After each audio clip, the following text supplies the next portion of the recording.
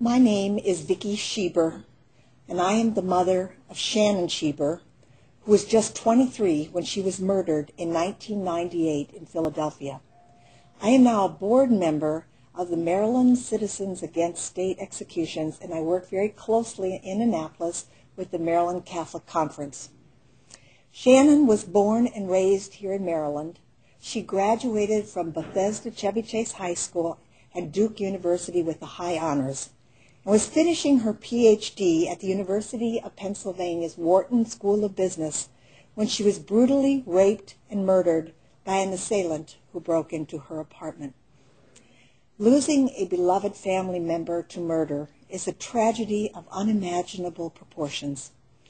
The common assumption in this country is that families who have suffered this kind of loss need the death penalty to find justice or healing. Prosecutors will sometimes say to a murder victim's family, "We will seek the death penalty in order to seek justice for your family," or "Seeking the death penalty will help you find closure after your terrible loss." This equating of justice and closure with the death penalty are assumptions so widespread and so unquestioned that survivors who oppose the death penalty are sometimes questioned about their beliefs in a way that suggests that they don't want justice for their loved ones. I am here today to tell you that these assumptions are both false and harmful. The death penalty is broken, and many victims' families have come to support its end. First, capital appeals can go on for decades. Most cases are reversed at some point, placing the victims' families in limbo. With each court decision, the murderer's name is splashed across the headlines. This continuing focus on the offender forces the victims to relive their crime over and over again, delaying our healing and prolonging our pain. It diverts resources and attention from the things that could really help victims' families in the aftermath of a murder.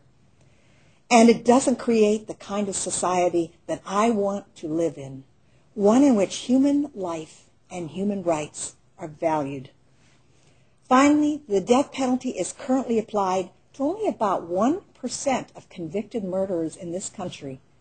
If imposition of this penalty is really necessary for families, then what of the 99% who are not offered it?